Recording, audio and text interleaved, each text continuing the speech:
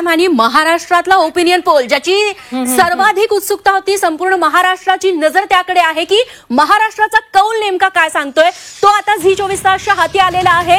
महाराष्ट्रात एकूण 48 जागा आहेत लोकसभेच्या, त्यात एनडीए मुसंडी मारणार असं दिसतंय.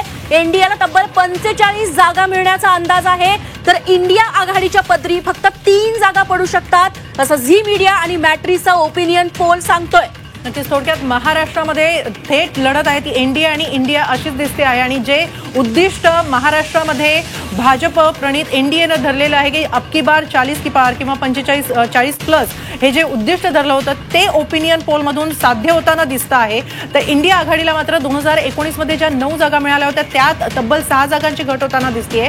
केवळ 3 जागा मिळणार आहेत, इतर मात्र कुणालाच जागा मिळणार नाहीयेत. एनडीएच्या जागांमध्ये वाढ होणारे 38 वरून 45 मध्ये. निश्चित हेमाली, खरं तर 2024 मध्ये एनडीएला खूप मोठा फायदा होताना बघायला मिळतोय. हाच मुद्दा घेऊन आपण हेमाली ज्येष्ठ पत्रकार आणि विश्लेषक व्यंकटेश केसरी यांच्याकडे जाऊयात. केसरी सर, महाराष्ट्राचा आपण ओपिनियन पोलचा अंदाज आता बघितलेला आहे.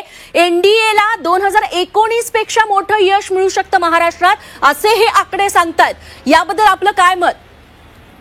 मुळात जे पक्ष फोडाफोडीचं राजकारण मागच्या 1-1.5 वर्षात आपण बघितलं त्याचा फायदा भाजपला होताना दिसतोय इथे.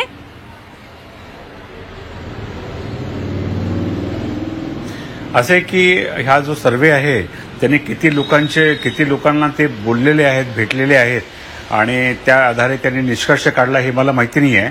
परंतु भाजपची जी पहिली यादी महाराष्ट्रातली त्यांनी घोषित केली त्या घोषणेमध्ये मोठ्या प्रमाणामध्ये सिटिंग गेटिंग आहेत, म्हणजे विद्यमान खासदारांनाच त्यांनी तिकीट दिलेलं आहे.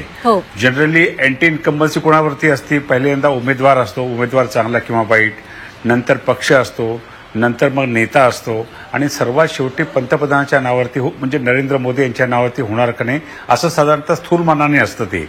नंबर 1. दुसरी गोष्ट, गेल्या 30-40 वर्षामध्ये पहिल्यांदाच महाराष्ट्रात मोठ्या प्रमाणात पक्षफोडी झालेली आहेत. म्हणजे उदाहरणार्थ समजा राष्ट्रवादी काँग्रेस पक्ष फुटला तर त्यांच्या पक्षाची मतं ही भाजपकडे जाणार किंवा भाजपची मतं राष्ट्रवादीकडे जाणार काय हे आणखीन स्पष्ट झालेलं नाही आहे. कारण या दोन्ही पक्षांचे जे मतदार आहेत त्यांनी एकमेकाला कधी मतदान केल्याचा हा इतिहास नाही आहे. नेते गेलेले आहेत, त्यांच्यावर त्यांचे मतदार गेलेले आहेत की नाही हे आणखीन कळायला मार्ग नाहीये. आणि त्याच्यानंतर मोदी यांचा करिश्मा आहे, त्यांचे सुनामी आहे, त्यांचा झंझावात आहे.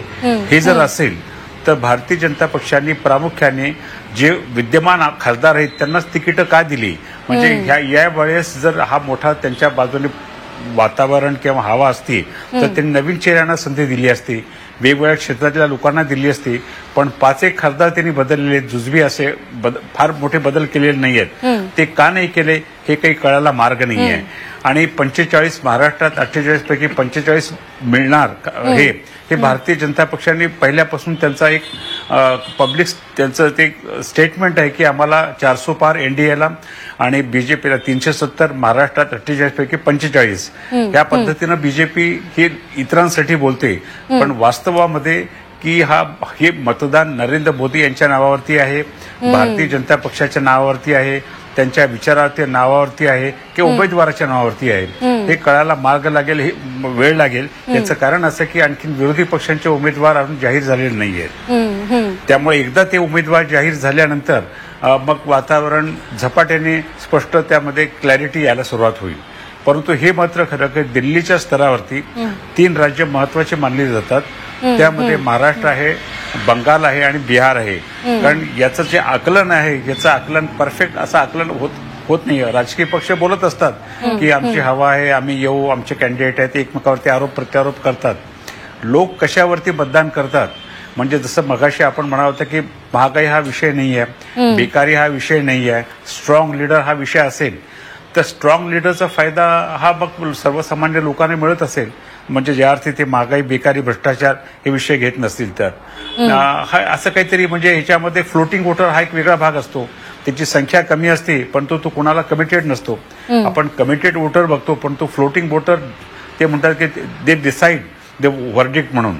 त्यामुळं की फ्लोटिंग वोटर्सचं काय आहे, कारण आता काय झालेलं आहे की जाहीर सभेमध्ये लोक आणले जातात, लोक येत नाहीत. त्यामुळं लोकांचा कल काय आहे, लोक कशाला प्रतिसाद देतात हे कळायला आणखीन काही दिवस लागतील, पण हे मात्र खरं की लोकांनी बोलायला सुरुवात केलेली आहे. दोन्ही बाजूनी बोलतात, पण विरोधी पक्षांचे एकदा उमेदवार जाहीर झाल्यानंतर मला वाटतं चित्र महाराष्ट्रातलं स्पष्ट होईल. निश्चित, म्हणूनच आपण याला ओपिनियन पोल म्हणतोय. हा ओपिनियन पोल थोड्याफार प्रमाणात बदलू शकतो.